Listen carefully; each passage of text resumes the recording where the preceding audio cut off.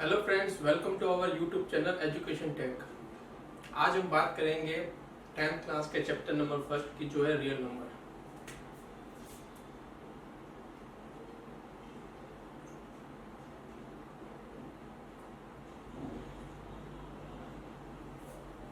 Real numbers, वैसे तो हम इसके बारे में ऑलरेडी 9th क्लास में पढ़ चुके हैं, लेकिन 10th क्लास में चैप्टर उससे थोड़ा सा हम कह सकते हैं कि स्लाइटली डिफरेंट है, थोड़ा सा टफ है, लेकिन इतना भी टफ नहीं है कि बच्चे इसको अच्छी तरह से ना कर सकें। ये चैप्टर 7 मार्क्स का आएगा। 7 मार्क्स के अंदर एक क्वेश्चन तो डेफिनेटली इसका एमसीक्यू में आएगा। तो हम इसको शुरू करते हैं आज और देखते हैं कि इसके अंदर क्या क्या चीज़ हमें मिलेगी। बात हम करते हैं रियल नंबर्स की। तो रियल नंबर्स जो है वो रेशनल और इरेशनल, इन दोनों नंबर को कंबाइन करने से हमें मिलता है।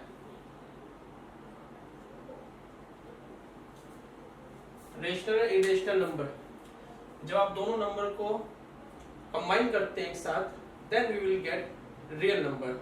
जितने भी नंबर हम सोच सकते हैं बिसाइड इमेजिनरी नंबर, इनको छोड़कर जो भी नंबर हमारे माइंड में आते हैं वो सारे के सारे रियल नंबर्स होते हैं, क्योंकि उनकी कोई ना कोई एक पर्टिकुलर वैल्यू होती है।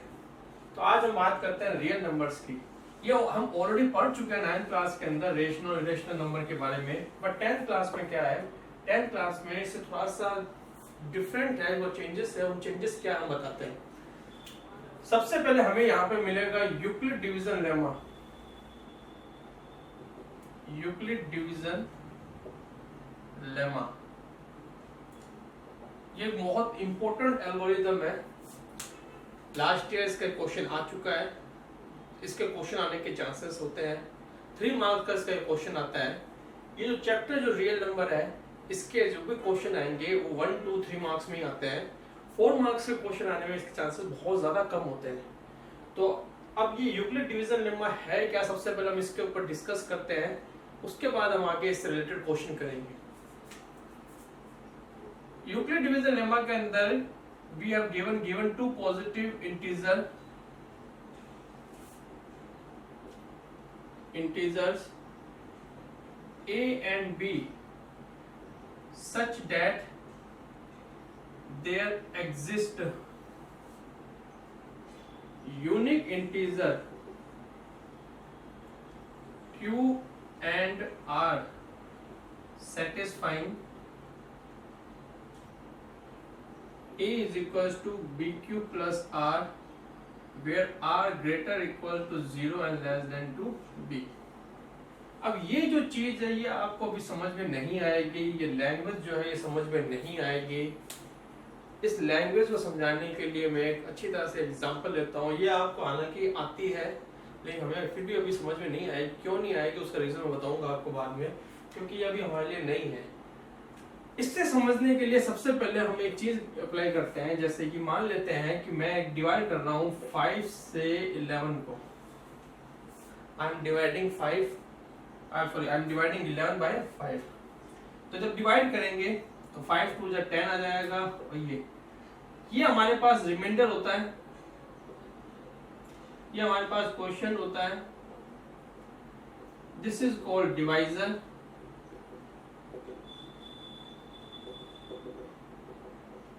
and this is our dividend। ये हमें 4 चीजें पता है कि ये क्या क्या चीज है। डिवाइजर, डिविडेंड, क्वेश्चन और रिमाइंडर, ये हमारे लिए बहुत इजी चीज है, क्योंकि हम बहुत छोटी क्लास में पढ़ चुके हैं। अगर हमें ये डिवाइड सही है या गलत इसे चेक करना है, then how we will check it?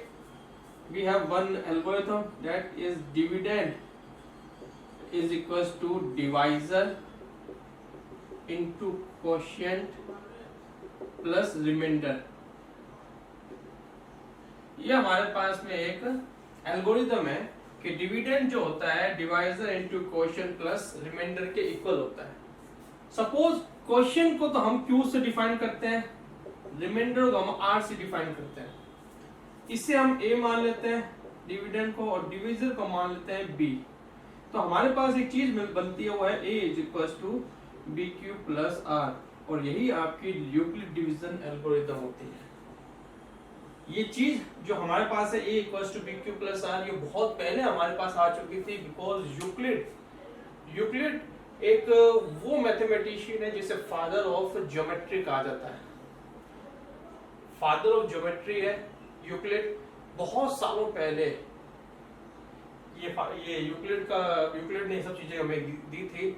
उस वक्त ये समझना बहुत मुश्किल हो गया था, तो हमने क्या किया, आगे आने वाले जनरेशन के मैथमेटिशियन ने क्या किया, इसको धीरे धीरे इस फॉर्म में कन्वर्ट कर दिया और हमें यही फॉर्म बार बार पढ़ाई गई। ये फॉर्म जो है वो यही है। अब आपने यहाँ गौर किया होगा कि ये जो रिमाइंडर है, ये रिमाइंडर जो है वो 0 से बड़ा है यहाँ पर, और कभी कभी 0 भी हो सकता है। 0 कैसे हो सकता है, अगर आप 11 की जगह अगर हम यहाँ 10 रख देते हैं तो 0 हो जाएगा, ठीक है। तो रिमाइंडर जो है वो 0 भी हो सकता है, 0 से बड़ा भी हो सकता है, लेकिन हमेशा छोटा किससे आएगा, इस डिवाइजर से छोटा होता है। तो डिवाइजर यानी डिवाइजर को हमने क्या एज्यूम किया, b, तो ये b आ गया। तो ये डिवाइजर यहाँ मैं लिख देता हूँ पहले मैं, 0 रिमाइंडर यानी कि r is greater equal to r, sorry r is greater equal to 0 and less than to b। तो ये चीज हमें गिवन है, हमें आती है, उस चीज को हमने क्या किया, इस फॉर्म में कन्वर्ट कर दिया। तो कोशिश मेरी यही रही थी कि भाई इस फॉर्म्स की हेल्प से आपको ये समझाऊं। हो सकता है आपकी समझ में आ गई होगी, नहीं समझ में आई तो आप वीडियो को वापस से रिवाइंड करिए, फिर आप उसको देखिए, आपको जरूर समझ में आ जाएगी। ये तो हमें कंफर्म हो गया कि a equals to B Q plus R है, where r remainder always greater equal to 0 and less than to b। अब हम बात करते हैं कि इस लाइन का मीनिंग क्या है, ये जो डिवीजन एल्गोरिथम हमारे पास है इसका मतलब क्या है, इसको कैसे समझा जाता है। रिमेंबर वन थिंग, कभी कभी बोर्ड के क्वेश्चन पेपर में साफ साफ लिखा हुआ आता है स्टेट यूक्लिड डिवीजन एल्गोरिथम, तो ये चीज आपको याद होनी ही चाहिए। गिवन टू पॉजिटिव इंटीजर, अब पॉजिटिव और इंटीजर इन वर्ड्स का मतलब क्या है, यहाँ पे ये क्यों आए हुए हैं, ये क्यों आए हुए हैं, इनको समझना बहुत जरूरी है। फॉर एग्जाम्पल पॉजिटिव मतलब कि ए और बी, डिविडेंड और डिवाइजर, ये हमेशा पॉजिटिव होने चाहिए। पॉजिटिव मतलब कि ये सारे के सारे नेचुरल नंबर होने चाहिए, ठीक है। प्लस इंटीजर भी होने चाहिए। इंटीजर का मतलब वो जो पॉइंट पे ना हो। फॉर एग्जाम्पल अगर 2.5 है, this is not an integer, ये इंटीजर नहीं है, क्यों, क्योंकि ये एक रेशनल नंबर है। तो हमारे पास सिर्फ इंटीजर होने चाहिए। सेकंड थिंग, नेचुरल नंबर्स होने चाहिए जो पॉजिटिव है, 1 से लेकर के इनफाइनाइट तक। ए और बी 0 नहीं होना चाहिए, ये भी आपको समझना होगा। नेचुरल नंबर प्लस इंटीजर्स होने चाहिए, ये एक चीज समझ में आ गई हमारे पास। सेकंड थिंग, यहाँ पर आपको गिवन है यूनिक इंटीजर यानी कि क्यू और आर। क्यू और आर मतलब क्वेश्चन, जो क्वेश्चन आपके पास आएगा वो यूनिक होगा, रिमाइंडर भी आपके पास यूनिक होगा। यूनिक का मीनिंग ये है कि आप उस जो हमें रिजल्ट मिलेगा एज ए क्वेश्चन रिमाइंडर, वो अच्छी तरह से जान पाएंगे कि वो क्या चीज है। फॉर एग्जांपल से लास्ट टाइम में एग्जांपल लिया, उसमें रिमाइंडर हमारा 1 था, क्वेश्चन हमारा 2 था, हमें मालूम है कि 1 की वैल्यू क्या और 2 की वैल्यू क्या है। तो ये आपका यूक्लिड डिवीजन एल्गोरिथम है। आई होप कि आपको समझ में आया होगा। इससे रिलेटेड हम क्वेश्चन करते हैं, इसका यूज कहाँ होता है वो भी मैं आपको बताऊंगा, और इससे रिलेटेड क्वेश्चन भी करेंगे। तो सबसे पहले हम इसकी बात करते हैं कि इसका यूज कहाँ होता है मैथमेटिक्स में। तो ये हमारे पास याद रखने लायक है, ये चीज आपको याद रखनी है।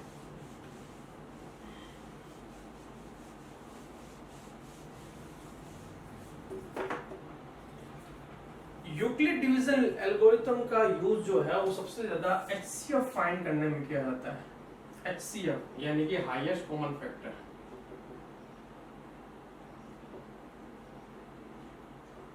अब नॉर्मल HCF कैसे निकालते हैं। फॉर एग्जांपल हमारे पास एक 10 है और एक 20 है, हमें इन दोनों का HCF निकालना है। तो 10 का HCF आप इस तरह से भी निकाल सकते हैं, 10 इक्वल्स टू 2 into 5, और 20 को आप इस तरह से ले सकते हैं 2 into 2 into 5। तो जो चीज कॉमन आती है वही इसका HCF है। HCF of 10 and 20 equals to 2 into 5 यानी कि 10 आ गया। इट मींस ये वो नंबर है जिससे ये दोनों के दोनों नंबर डिविजिबल है, इसे हम HCF कहते हैं। तो HCF निकालने में इसका यूज किया जाता है। लेकिन ये टेक्निक जो है यहाँ काम नहीं आती है। यहाँ HCF कैसे निकालेंगे उसके लिए मैं आपको थोड़ा बता देता हूँ। क्योंकि हमें क्वेश्चन में लिखा हुआ आएगा by using Euclid division algorithm find HCF. For example हम एक एग्जांपल लेते हैं एचसीएफ निकालने के लिए। हमें एचसीएफ निकालना है 135 और 255 का। We have one example to find HCF 135 and 255। अब इसका एचसीएफ कैसे निकालेंगे? देखो इसका एचसीएफ निकालने की बहुत सारे मेथड है, लेकिन हमें यूक्लिड को अप्लाई करना है। यूक्लिड डिवीजन एल्गोरिथम कैसे अप्लाई करेंगे? उसको अप्लाई करने से पहले मैं आपको एक बात बताता हूँ कि सबसे पहले हमें इसको डिवाइड करना है 255 को 135 से। अब कई लोगों के दिमाग में क्वेश्चन राइज होता है कि why we are dividing 255 by 135। हम इसको ऐसे भी लिख सकते थे कि 135 को डिवाइड कर लेते हैं 255, ये भी डिविजिबल है, ये डिवाइड हो सकता है। हाँ, पॉइंट में आंसर आएगा। लेकिन हमें ये बात गौर करने की है कि यूक्लिड ने साफ साफ अपने एल्गोरिथम में कहा है कि दोनों के दोनों पॉजिटिव इंटीजर होने चाहिए। इंटीजर है, दोनों के दोनों पॉजिटिव इंटीजर है। लेकिन साथ साथ ये भी कहा था कि जो Q और R है वो भी यूनिक इंटीजर ही होना चाहिए। यूनिक इंटीजर फॉर एग्जांपल अगर मैं 0 पॉइंट समथिंग लिखता हूँ तो पॉइंट आते यहाँ पर ये इंटीजर खत्म हो जाएगा, यहाँ पॉइंट आएगा नहीं, क्योंकि बड़ी वैल्यू को छोटी वैल्यू से डिवाइड कर रहे हैं, तो यहाँ पे पॉइंट आएगा नहीं क्वेश्चन के अंदर। तब ये बात चीज सेटिस्फाई होगी। It means value of A always greater than B। whenever you will apply Euclid division algorithm, that means your value of A, it means value of dividend always greater than to value of divisor, यानी कि value of B। ये बात हमेशा आपको याद रखना है। तो हमें जो बड़ी वैल्यू है उसको हमें अंदर रखना है और छोटी वैल्यू को बाहर रख करके इसको डिवाइड करना है। अब इसको डिवाइड कैसे करेंगे? 1 टाइम चला जाएगा 135, 0 2 120 आ गया। ये आपका रिमाइंडर है। तो फ्रेंड्स हमारे पास एक रिमाइंडर आ गया 120 का। अब 135 से 120 को हम डिवाइड कर नहीं सकते अगर हम यूक्लिड डिवीजन एल्गोरिथम की बात करते हैं, क्योंकि अगर इसको हम डिवाइड करेंगे तो वैल्यू पॉइंट में आ जाएगी। तब हमें आगे कैसे डिवाइड करना है तो ध्यान से समझिएगा। अब हम 120 जो आपके पास रिमाइंडर है वो डिवाइजर का वर्क करेगा और 135 जो है वो आपका डिविडेंड का वर्क करेगा। फिर से समझा रहा हूं, ध्यान से समझिएगा। आपने क्या किया, 255 को 135 से डिवाइड किया तो 1 टाइम चला जाएगा, आगे जा नहीं सकता। रिमाइंडर आपके पास 120 आ गया। अब जो रिमाइंडर है 120 ये इससे डिविजिबल नहीं है according to Euclid division algorithm. तो हम क्या करेंगे, इस 120 को हम डिवाइजर बनाएंगे और 135 को डिविडेंड बनाएंगे। ये हमें बार बार करते रहना है। कब तक करना है वो बताऊंगा मैं आपको। फिर से हम डिवाइड करेंगे तो 1 आएगा, 120 आ गया, यहाँ से 5 आ गया, 15 आ गया, ये यहाँ पर 120 आ जाएगा। 15 8 जा 120। अब रिमाइंडर आपके पास क्या आ गया, 0 आ गया। जब आपका रिमाइंडर 0 आ जाता है when r equals to 0, ये r0 किससे डिवाइड करने पर आया, इस नंबर से। जब आप 15 से इस 120 को डिवाइड करोगे तभी तो 0 आएगा। तो यही आपका HCF होता है। ये बात हमेशा याद रखना। फिर से एक्सप्लेन कर रहा हूँ। आपने डिवाइड किया, यहाँ तक आकर के आपने देखा कि ये जो 15 है ये रिमाइंडर है आपका। 15 आपका रिमाइंडर जो है डिवाइजर बन जाएगा and 120 becomes dividend. Whenever you will divide 120 by 15, then you will get remainder 0. जब भी आपका रिमाइंडर 0 आ जाता है जिस नंबर से डिवाइड करने पर वही नंबर HCF होता है। चेक करते हैं कैसे। देखिए 135 को अगर हम डिवाइड करते हैं 5 की टेबल से,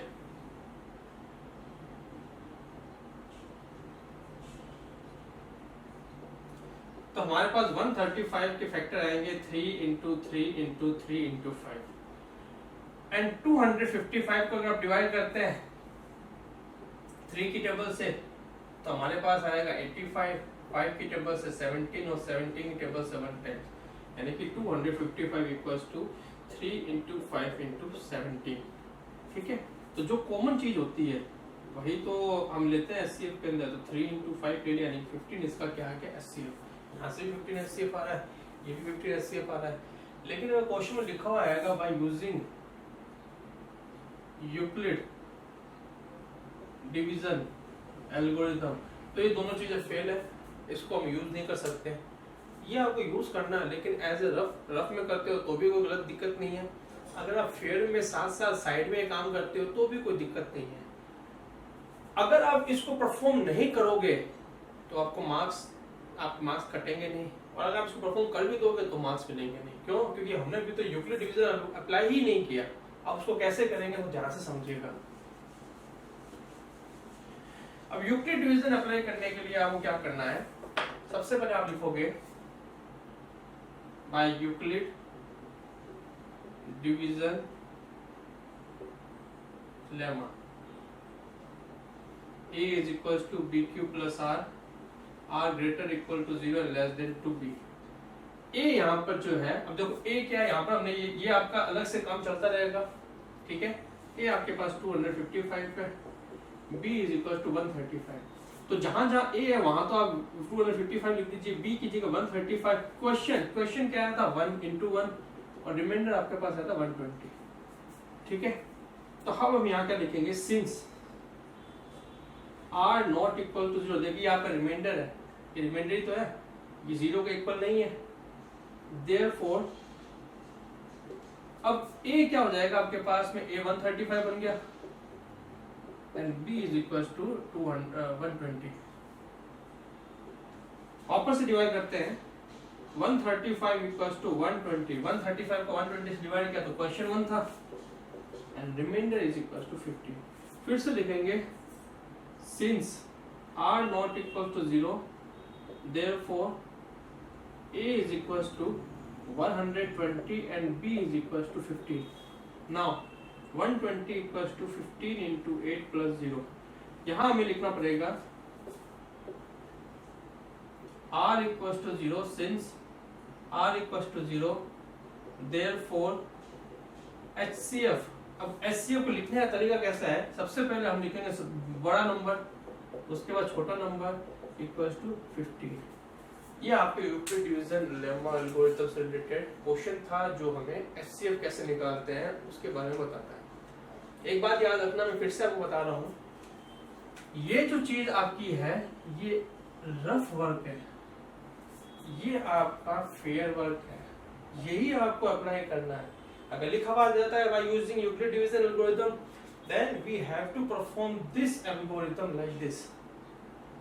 अगर आप ये साइड में इसको परफॉर्म करते हैं तो नंबर आपको मिलेंगे नहीं, एक्स्ट्रा कभी नंबर नहीं मिलेंगे। अगर आप परफॉर्म नहीं भी करते हैं, सपोज करता है इसको रफ में परफॉर्म करते हैं, तो आपके नंबर कटेंगे भी नहीं।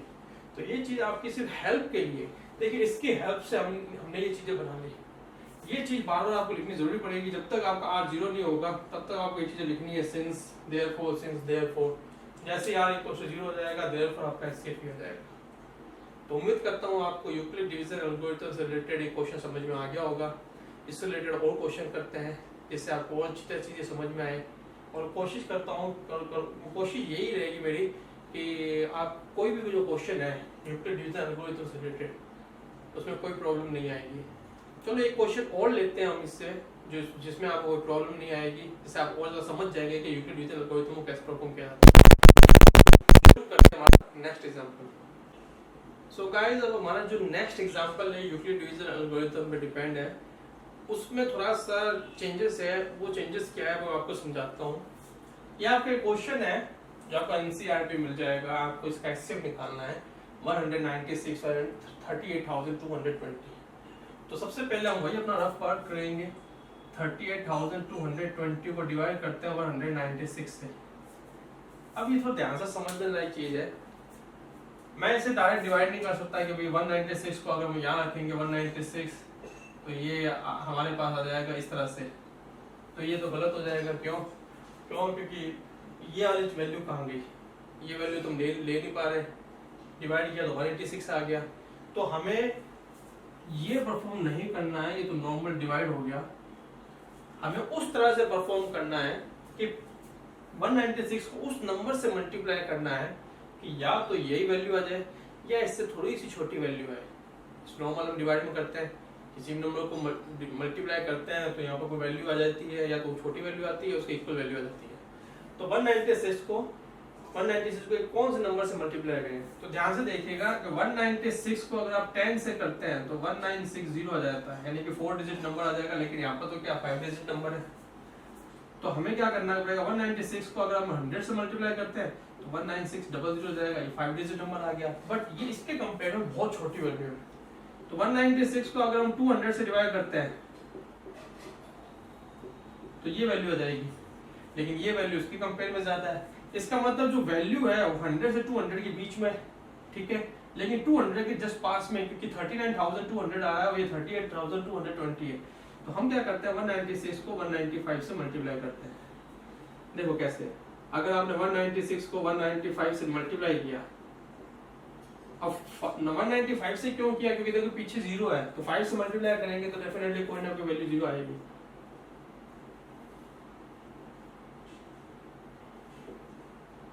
9 6 54, 81, 6, 17 and 6 9 1, यानी कि 0 2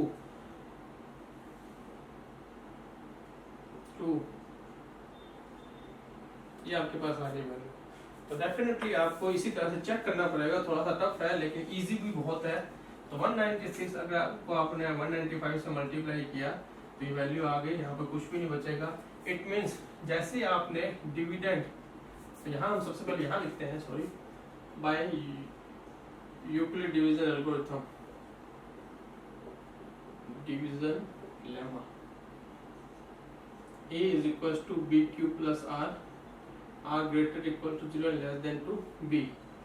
तो अब हम क्या करते हैं, हमारे पास जो वैल्यू है कि a वैल्यू ऑफ 38,220 है, value of b is 196, then 38,220 equals to 196 into 195 plus 0, since r is equals to 0, therefore HCF 38,220 and 196 equals to 195, ये आपका HCF है। तो गाइस ये हमारा जो दूसरा क्वेश्चन था यूक्लिड डिवीजन एल्गोरिथम वो कंप्लीट होता है। उम्मीद करता हूँ कि आपको समझ में आ गया होगा। आगे इस एक्सरसाइज में और क्या क्या है तो उसके लिए हम थोड़ा और आगे क्वेश्चन करेंगे जिससे आपको समझ में आ जाएगा। अभी के लिए इतना ही, उम्मीद करता हूँ आपको चीज़ समझ में आई होगी। अगर फिर भी कोई क्वेरी आपकी है तो आप कमेंट बॉक्स में लिख सकते हैं, कुछ सुझाव है तो आप कमेंट बॉक्स में लिख सकते हैं। वीडियो को शेयर करना ना भूलिएगा, शेयर करते रहिएगा वीडियो को, and keep watching and keep supporting. Thank you.